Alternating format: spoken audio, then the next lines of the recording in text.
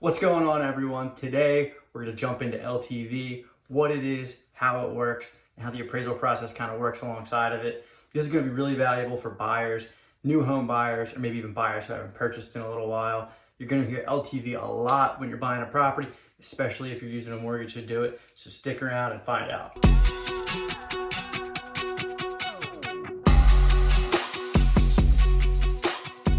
My name is marc.izquierdo. I'm a real estate agent in Bucks County, Pennsylvania.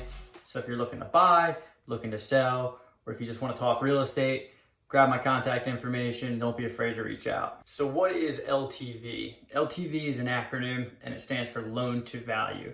So what it is the amount of money that a bank is going to give to you to purchase a property relative to the value of the property.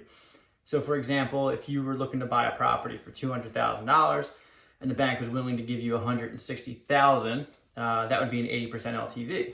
$160,000 that the bank's willing to give you divided by the value of the property, which in this case is $200,000. So that's your 80% LTV. So the value term kind of has two definitions. The first one being the intuitive definition, which is the purchase price of the home, right? So if you think, property's for sale for $200,000, you think the value is $200,000. But the flip side of that coin is the definition also means the appraised value of the property, and it's whichever one is lower. So if the appraised value is $180,000 and the purchase price is $200,000, then the value of the property is actually $180,000. In the situation I just explained there, where the appraised value is lower than the purchase price, that's actually what it's meant when people say that the house didn't appraise. The appraisal came in lower than the purchase price. We're going to jump into what it looks like when the property doesn't appraise. So for example, let's say you found a property that you want to buy and it's worth $200,000. Well, at least it's for sale for $200,000. So the bank's going to give you an 80% LTV mortgage. So the bank's willing to give you $160,000 to purchase that property. All right, that's all well and good. So now you have to bring $40,000 to the closing table. That's kind of your portion of it. So now let's say the same exact property on the market, $200,000.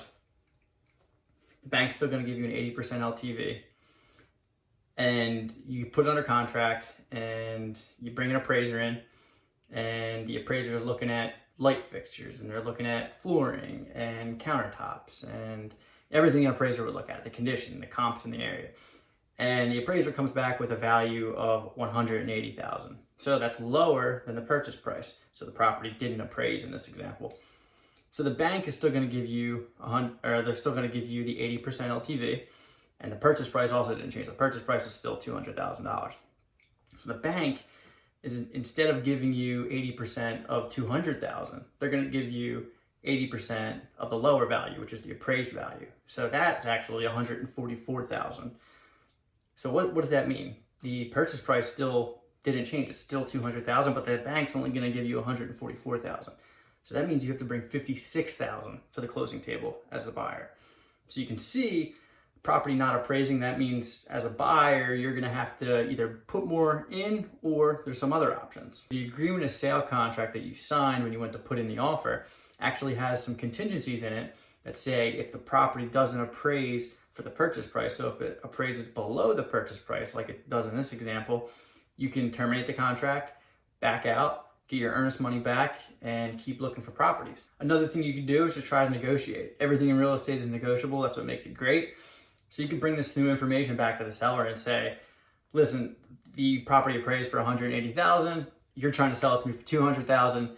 We need to find some common ground here. We need to figure this out. That's another thing you can do. Lastly, if the seller's not budging during negotiations and you really like the home, you can always bring that extra money to the closing table like we talked about earlier. In this case, you have to bring the $56,000 plus closing costs to the table instead of the $40,000 plus closing costs to the closing table. Hopefully that helped you understand LTV and how the appraisal process kind of works into it. If you have any questions at all, feel free to reach out. I'd be glad to help. If you're in the Bucks County area and you're interested in buying, maybe you want to look at some properties, hit the link below. We can get in contact. I'm glad to help you out. Until then, take care.